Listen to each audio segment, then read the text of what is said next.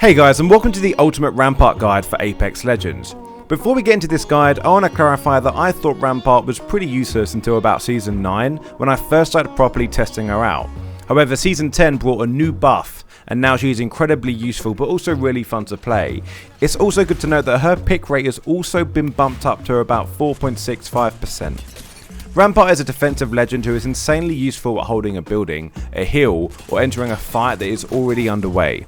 This is all due to her tactical amped cover, which allows Rampart to place down a wall with a shield that you can shoot through, but you can't shoot at until you destroy it. These shields can be placed at doors to block doors, and can be placed on top of slopes to give even more of an advantage. Shields can be easily destroyed, so you have to be careful. Rampart's passive, which I think isn't great personally, is the ability titled Modded Loader. This allows her to reload and increase magazine size with LMGs.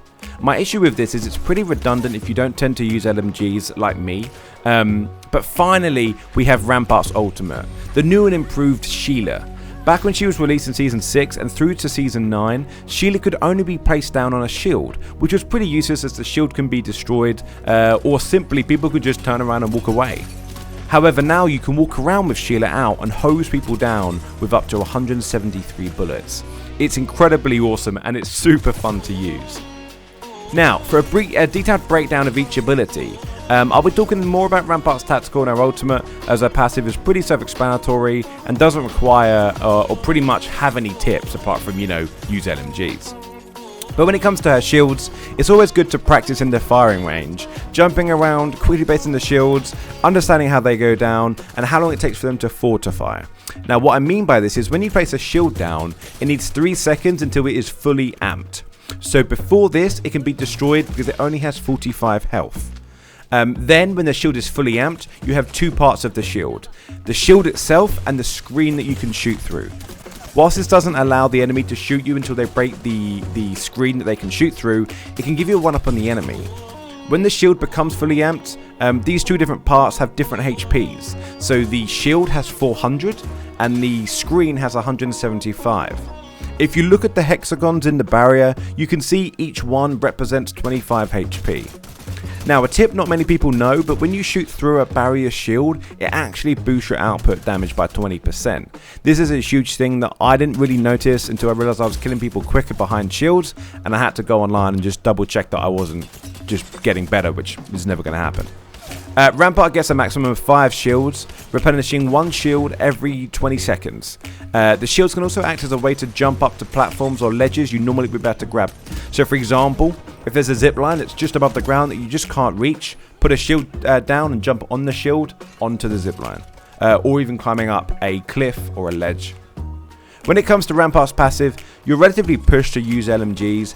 Now, whilst I don't use them, and I've been trying to use them a bit more, only really when I jump in with Rampart. If you don't, it's a very useless passive.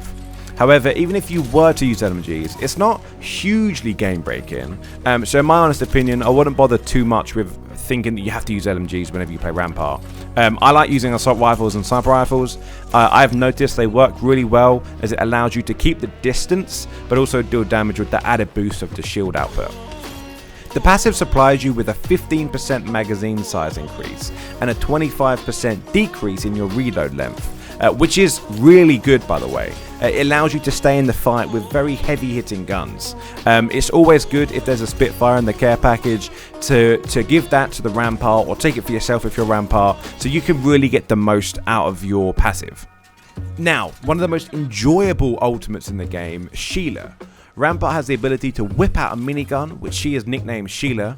Off the bat, you get 173 bullets to create chaos with.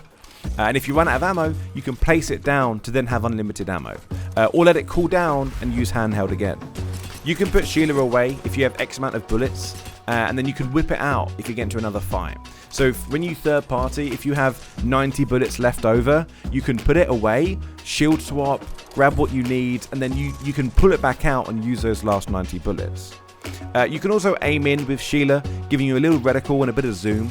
I have found personally that this is easier to control and use than just using the normal sights. Now let's do some quick fire tips. Apex Legends is a game based around its movement.